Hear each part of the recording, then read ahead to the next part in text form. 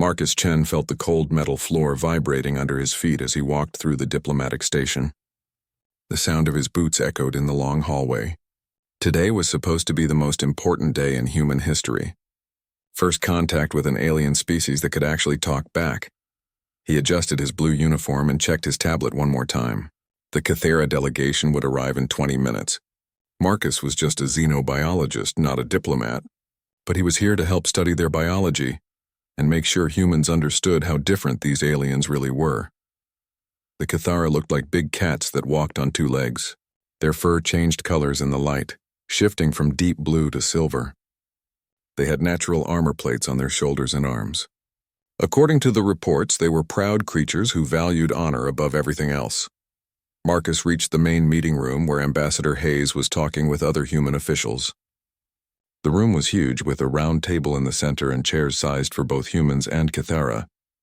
Large windows showed the rocky surface of Xerion, the neutral moon where this historic meeting was taking place. Dr. Chen, good timing, Ambassador Hayes said, turning to Marcus. Remember, we need to be very careful today. The Cathara are not like us. They see weakness as something shameful, but they also respect courage and direct honesty. Marcus nodded. He had read every file about Cathara culture. They lived in family groups called clans. They protected their young with fierce dedication. Their society was built on personal honor and keeping promises. Breaking your word to a Cathara was like declaring war. A loud alarm suddenly filled the room. The lights changed to red. Marcus felt his heart start beating faster. "What is that?" he asked. "The Cathara ship is here," Hayes said, checking his communicator. "But something is wrong. They are broadcasting a distress signal." Through the windows, Marcus could see a sleek ship landing in the docking bay. It was beautiful, with curved lines that reminded him of a bird in flight. But smoke was coming from one side and it landed harder than it should have. 10 minutes later, 3 Cathara entered the meeting room. Marcus had seen pictures, but seeing them in person was different. They were tall, maybe 7 feet, with graceful movements that showed their cat-like nature. Their leader had dark blue fur with silver spots and wore a collar that glowed with soft light.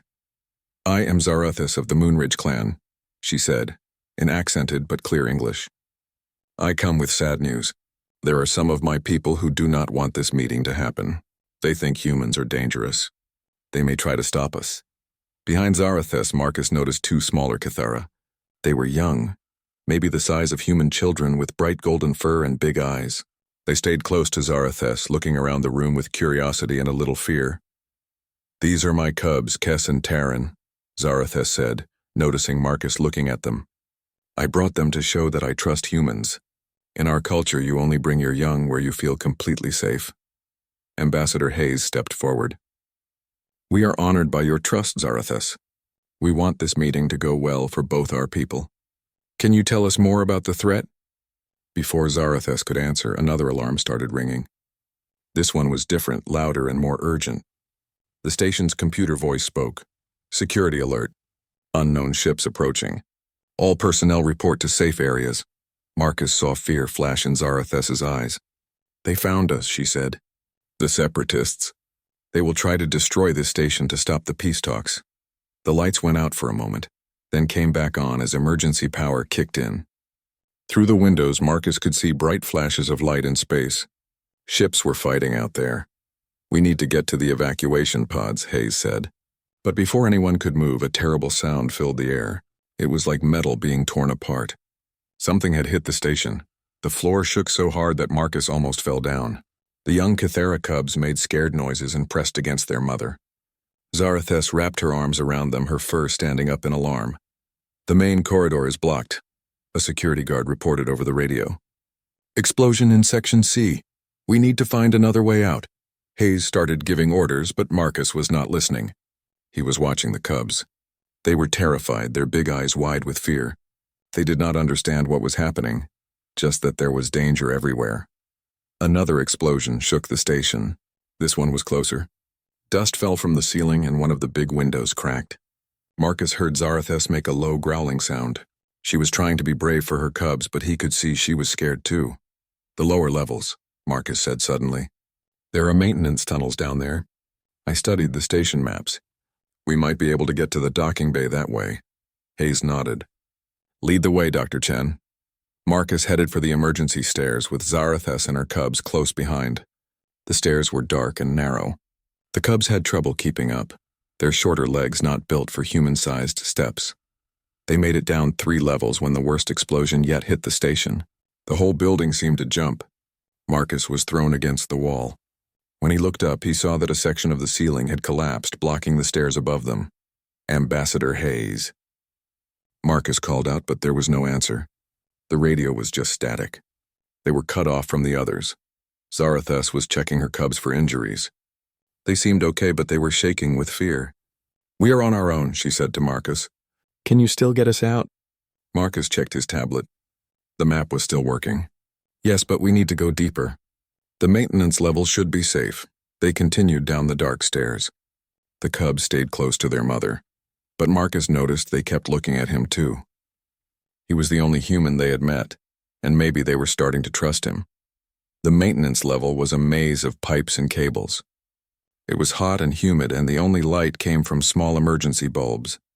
But it felt safer here, away from the fighting above. This way, Marcus said, checking his tablet again. They walked through the narrow corridors for what felt like hours. The cubs were getting tired. The little one, Taryn, was struggling to keep up. Without thinking, Marcus knelt down and offered to carry Taryn.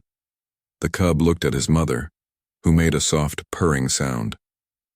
That seemed to mean it was okay because Taryn climbed onto Marcus's back. The cub was heavier than Marcus expected, but he did not mind. Taryn's fur was incredibly soft, and he could feel the young Kithara relaxing against him. Trust. This little alien child was trusting him completely. They were getting close to the docking bay when everything went wrong. A massive explosion rocked the station, much bigger than the others. The lights went out completely. In the darkness, Marcus heard the terrible sound of metal tearing and concrete breaking. Get down! Zarathus shouted. Marcus felt pieces of the ceiling falling around them. In that moment, with Taryn still on his back and Kess just a few feet away, he did not think about what he was doing. He just acted on pure instinct. He threw himself forward, covering both cubs with his body as chunks of concrete and twisted metal rained down from above. He felt something heavy hit his back, then another piece strike his shoulder.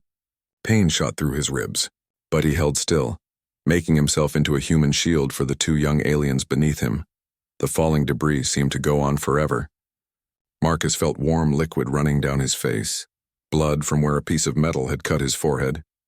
His back was on fire with pain. But the cubs were safe under him, and that was all that mattered. When the falling finally stopped, Marcus heard Zarathus calling out in her own language. Her voice sounded panicked. Then he heard the cubs responding from beneath him, scared but alive. I am okay, Marcus said, though he was not sure that was true. Are Kess and Taryn hurt? Zarathus was digging through the rubble to get to them. When she saw her cubs crawling out from under Marcus, completely unharmed, she made a sound he had never heard before. It was like a sob and a purr mixed together. The cubs rushed to their mother, chattering in their own language. But they kept looking back at Marcus, who was still lying on the ground, trying to figure out if he could move without making the pain worse. Zarathus knelt beside Marcus. Her hands were shaking as she carefully moved some of the debris off his back. You protected them, she said, her voice full of wonder. You could have saved yourself, but you protected my cubs instead. Marcus tried to sit up and immediately regretted it. His ribs felt like they were on fire. They are just kids, he said. Of course I protected them. Zarathus stared at him like he had said something impossible. In the distance, they could hear voices calling out. The rescue teams were finally getting through the damaged station. As Marcus started to lose consciousness from the pain, the last thing he saw was the 2 cubs pressing close to him, their bright eyes full of something that looked like devotion. He had no idea that his simple act of protection had just changed the course of 2 civilizations forever. Marcus drifted in and out of consciousness as the rescue teams worked to get them out of the damaged station. Every time he woke up, he felt sharp pain in his ribs and back. But he also felt something warm and soft pressed against his side. One of the cubs was staying close to him. Stay still, Dr. Chen, a human medic said. You have several broken ribs and some internal bleeding. We need to get you to the medical bay immediately. Through the pain, Marcus could hear Zarathus talking urgently to the other Kithra who had come with the rescue team. She was speaking in her own language, but her tone was intense, almost desperate. The cubs were making soft chirping sounds like birds. "What is she saying?" Marcus asked weakly. One of the Kithra rescue workers, an older male with silver fur, looked at Marcus with strange eyes. "She is declaring Velthara, blood debt. It is a very serious thing among our people." Marcus did not understand what that meant, but he could see it was important. Zarathus was standing over him like a guard, her posture stiff and formal. The cubs refused to move away from Marcus even when the medics tried to examine him.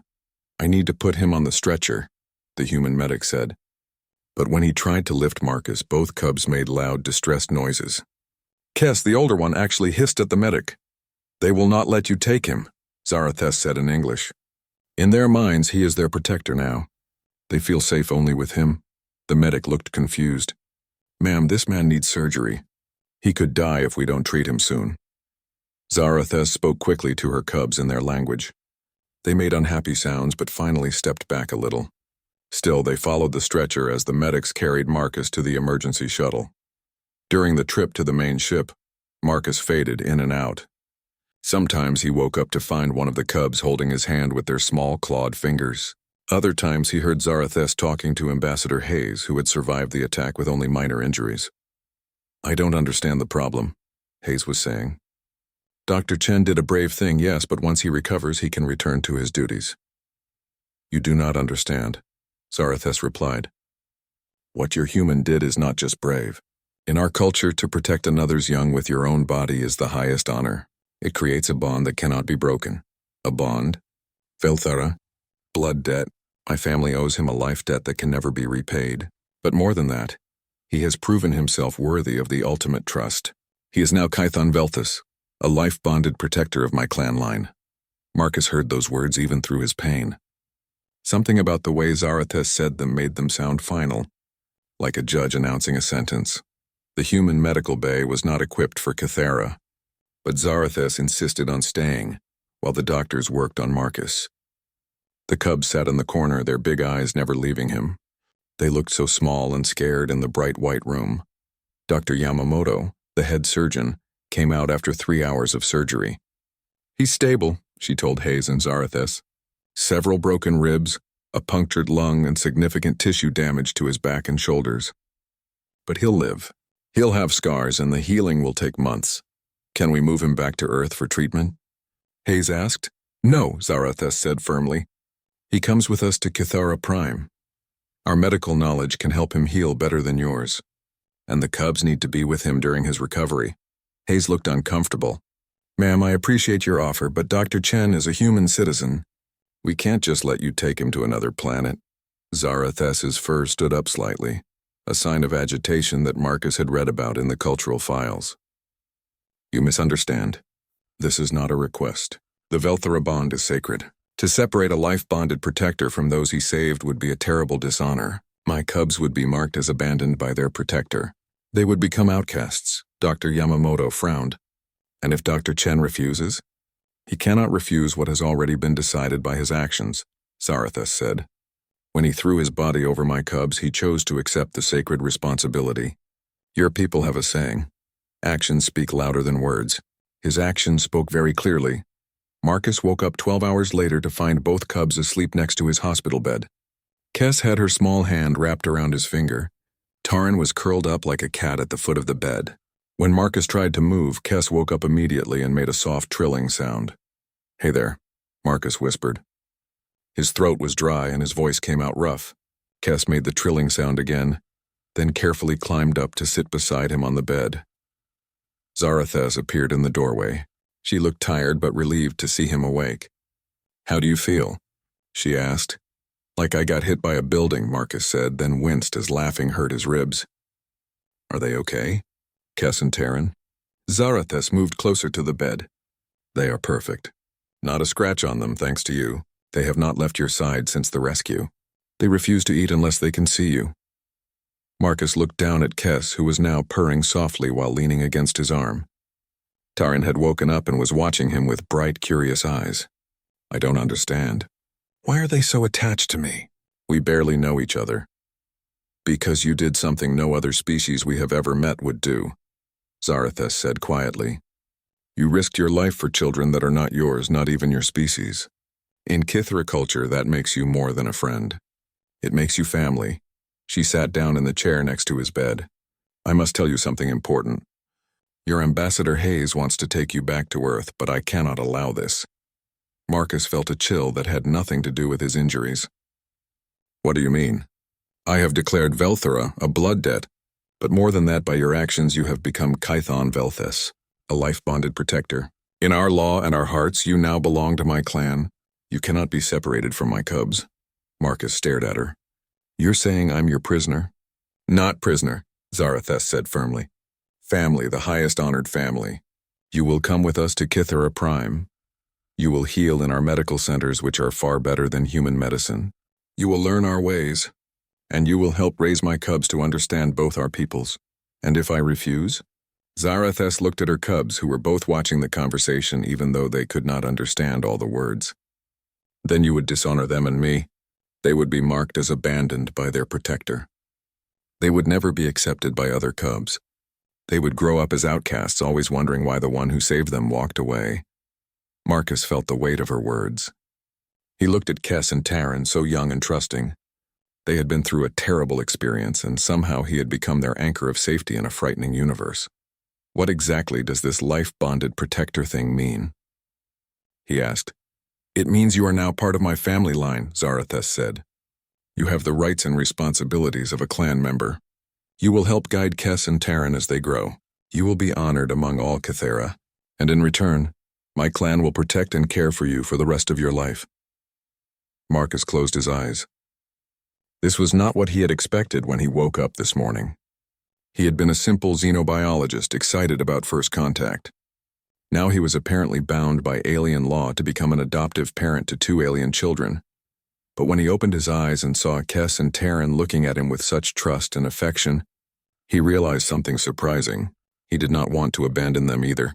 They had been through hell together, and some part of him felt responsible for their well-being now. How long? He asked quietly. For life, Zarathus said. The bond cannot be broken. But Marcus Chen, I promise you this, you will not regret this path. You have shown us that humans are capable of true honor. Now let us show you what that honor means to the Kithera people. As if understanding the weight of the moment, both cubs moved closer to Marcus. Kess took his hand again, and Taryn curled up against his side, purring softly. For the first time since the explosion, Marcus felt something like peace.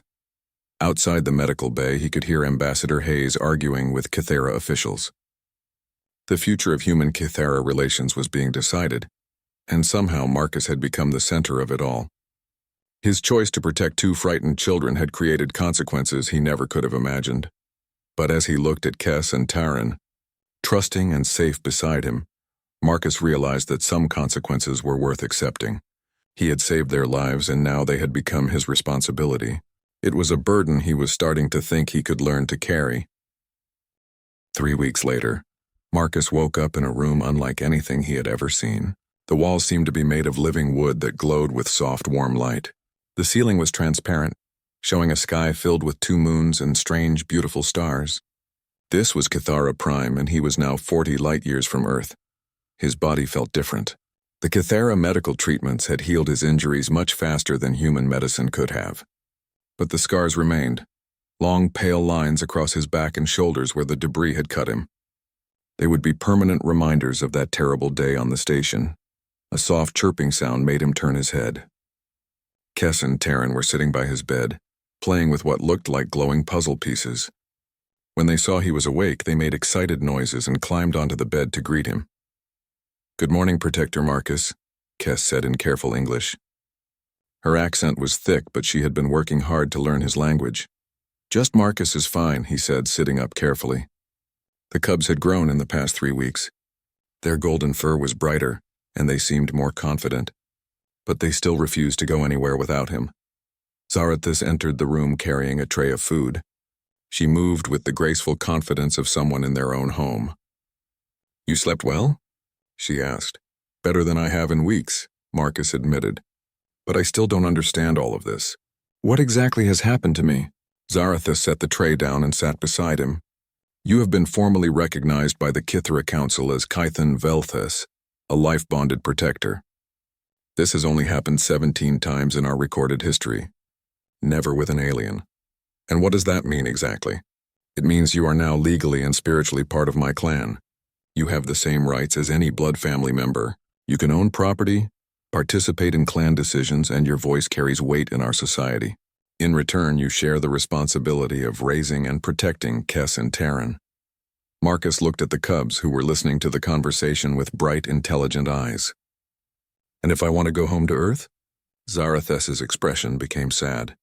That would break the bond and bring shame on all of us. The cubs would be marked as abandoned. In our society, that would make them outcasts for life. They would never be able to mate, have families of their own, or hold positions of respect. That seems harsh. Protection of the young is the most sacred duty in our culture, Zarathus explained. To abandon cubs you have sworn to protect is considered the worst possible crime. Worse than murder because it destroys their future as well as dishonoring their bloodline.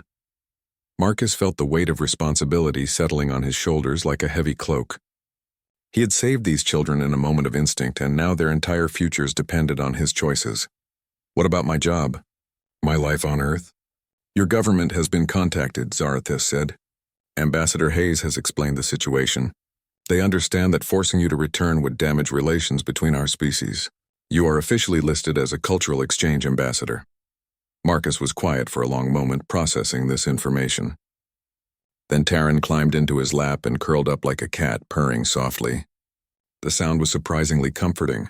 Tell me about them, Marcus said. About Kess and Terran, what are they like? Zarathus smiled, and her whole face lit up.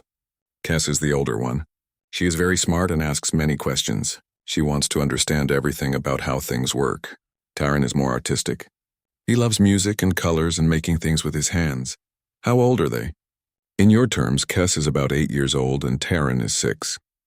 But Kithera cubs mature differently than human children. They learn faster in some ways, slower in others. They will need guidance for many years. Over the following days, Marcus began to learn about his new life. The Kithera healing techniques had not only fixed his injuries, but had somehow strengthened his entire body. He felt more energetic and alert than he had in years. Zarathus explained that the bonding process created actual biological changes.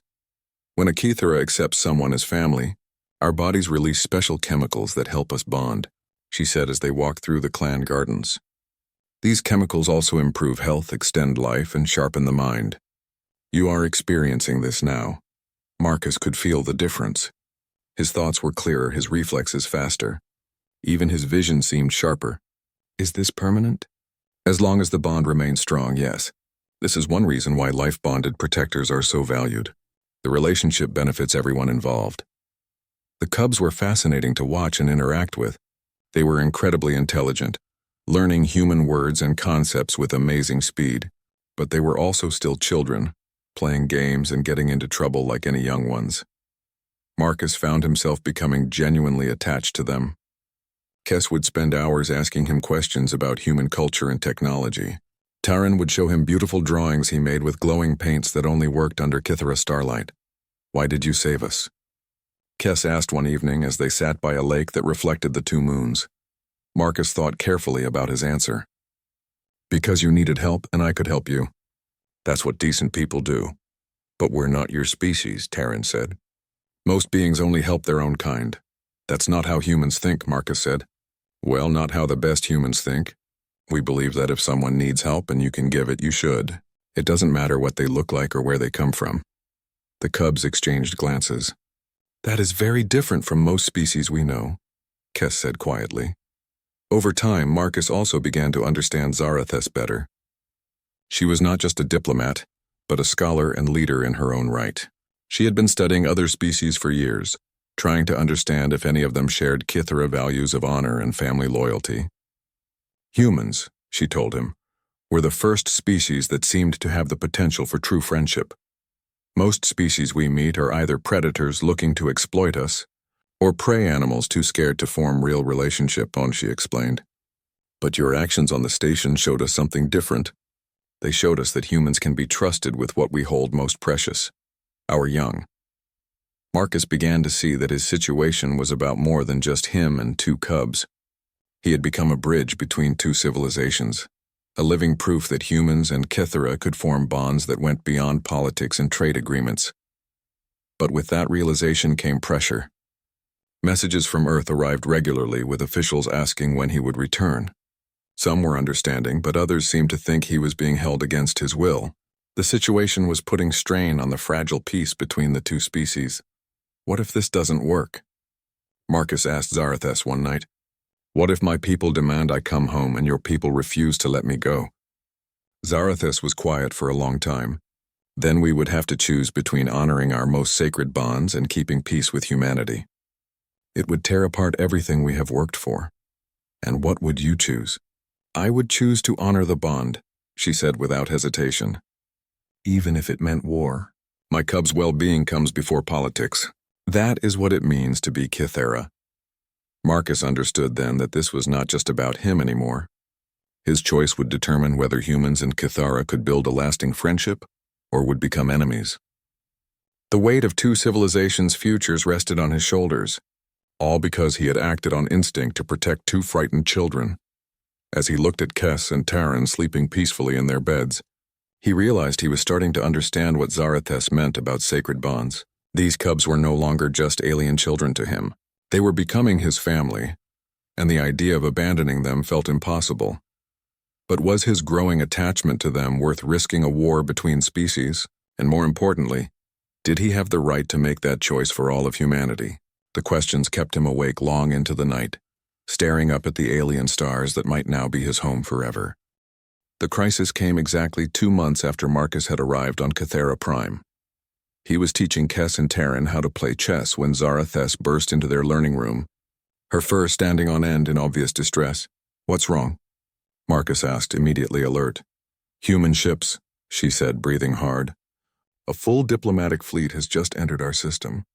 They are demanding your immediate return to Earth. They say if we do not comply within 48 hours, they will consider it an act of aggression. Marcus felt his stomach drop. The cubs looked between him and their mother, sensing the tension but not understanding the full implications. Kes reached over and took his hand, her small claws gently gripping his fingers. Who's leading the fleet? Marcus asked. Admiral Sarah Chen. I believe she is related to you. Marcus closed his eyes. My sister. She's always been protective of family. He looked at Zarathus.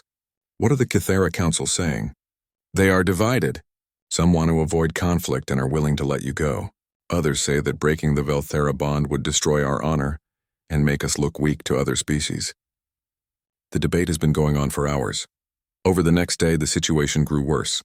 The human fleet remained just outside Kythera space, waiting. Meanwhile, Kythera warships began moving into defensive positions.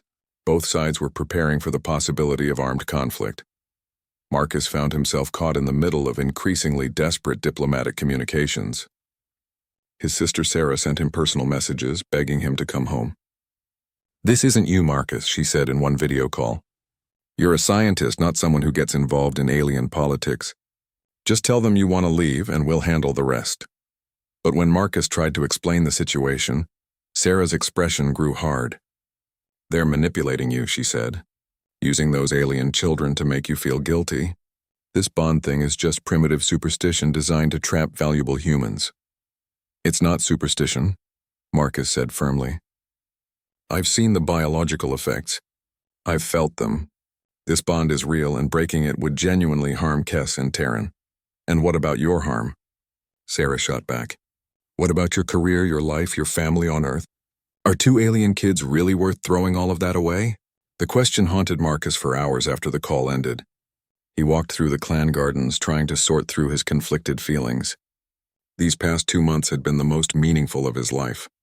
Watching Kes and Taran grow and learn, seeing their personalities develop, being part of their daily lives, it had filled a void he hadn't even known existed. But was Sarah right? Was he letting emotion cloud his judgment? Would he really choose 2 alien children over his own species and family? He found Kes and Taran playing by the small lake behind Zarathus's home. They had created an elaborate game involving floating lights and were giggling as they tried to guide the lights through an obstacle course using only their voices. When they saw him approaching, Both cubs ran over to greet him. Taran jumped into his arms while Kes began excitedly explaining their new game. For a moment, watching their innocent joy, Marcus felt his doubts fade. "Protector Marcus," Kes said, using the formal title she had learned.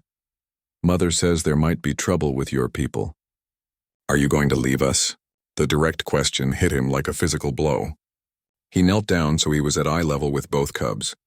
"What would you think if I had to go?" Taran's eyes filled with tears. "You promised to protect us," he said in his small voice. "You said you would always keep us safe." "I never actually promised that," Marcus said gently. "Yes, you did," Kes said firmly. "When you covered us with your body, when you got hurt to keep us safe. That was a promise without words. Mother explained it to us." Marcus realized then that the cubs understood more about their situation than he had given them credit for. They knew they were at the center of a conflict between species. They knew their future depended on his choice, and they were terrified of being abandoned. That evening, the Kythera Council called an emergency session. Marcus was invited to speak, to give his perspective on the situation.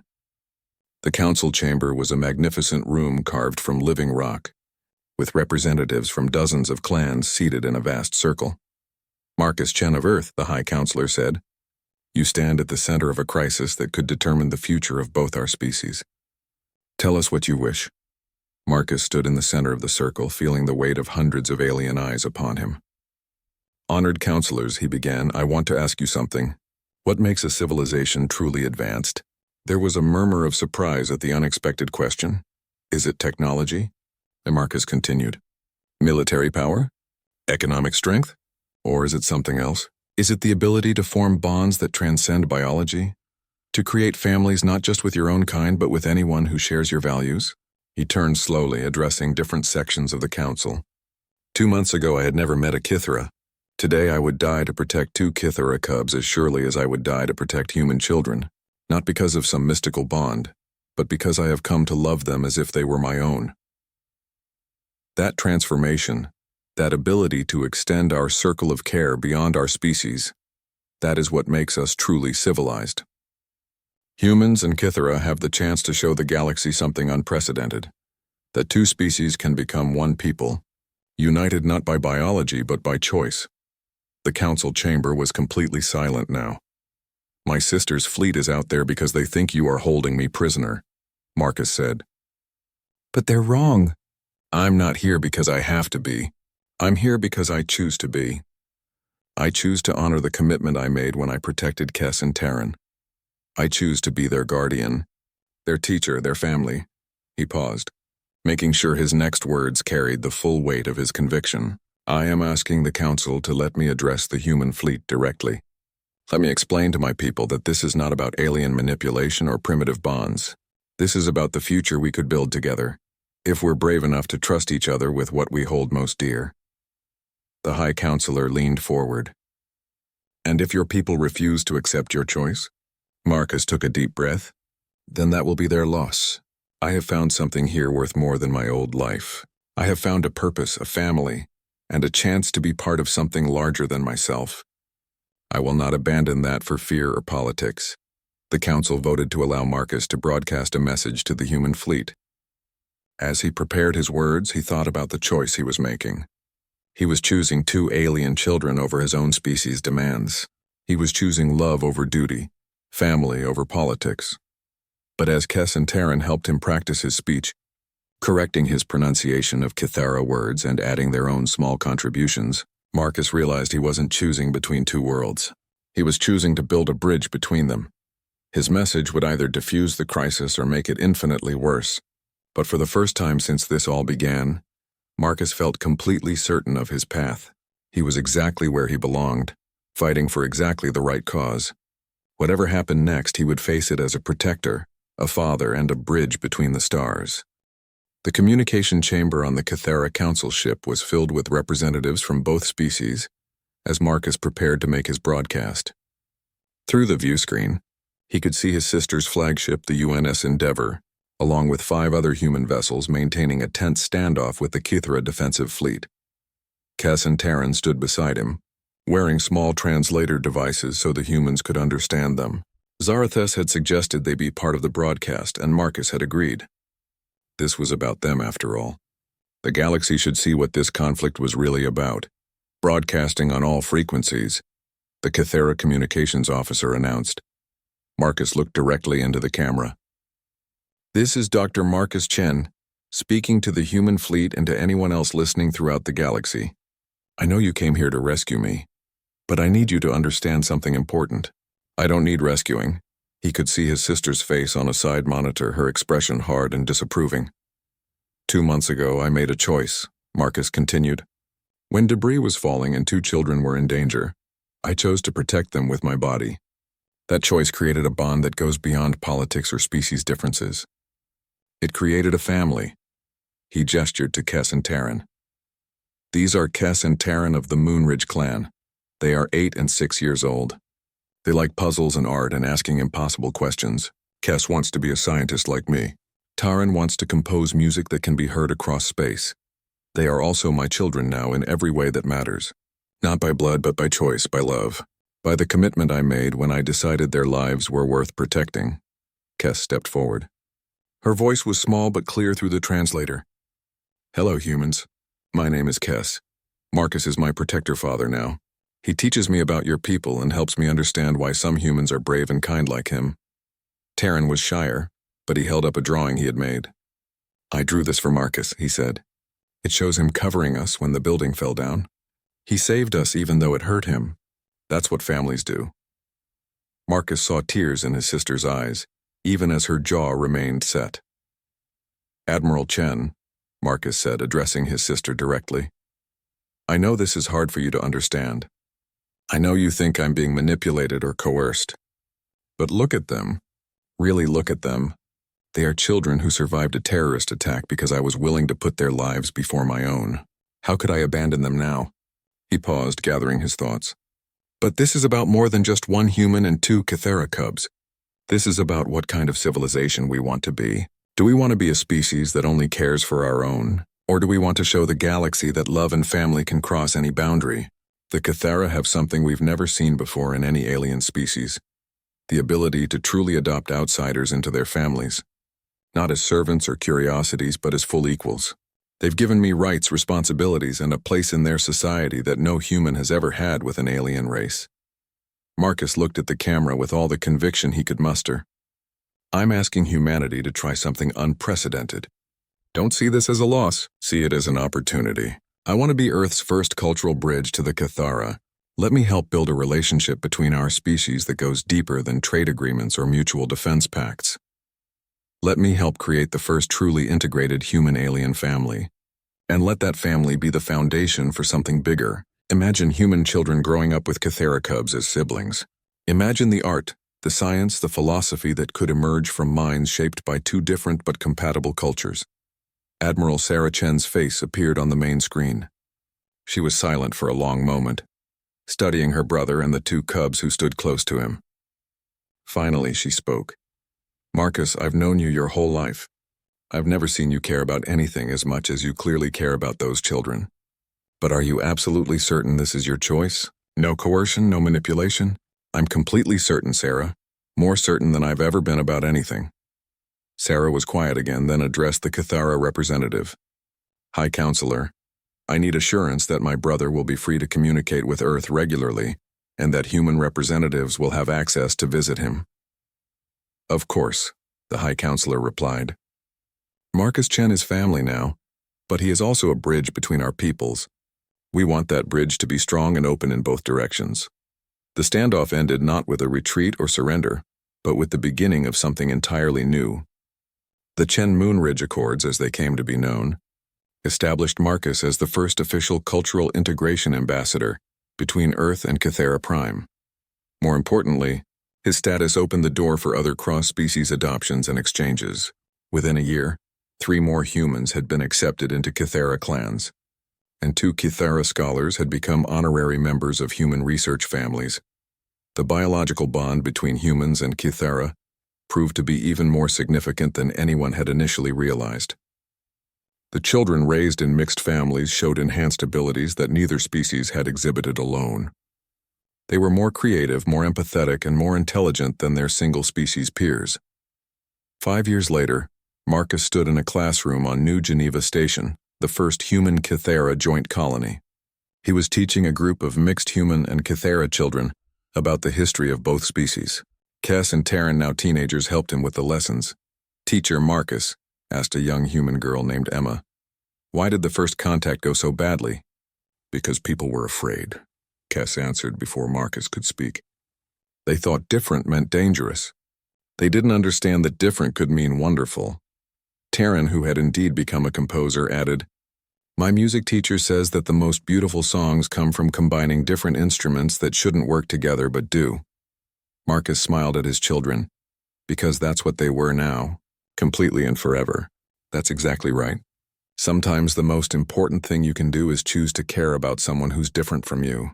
Everything beautiful in our world now started with that simple choice. After class, as they walked home through the station's central park where human oak trees grew alongside Kythera crystal gardens, Kes asked, "Do you ever regret it? Giving up your old life for us?"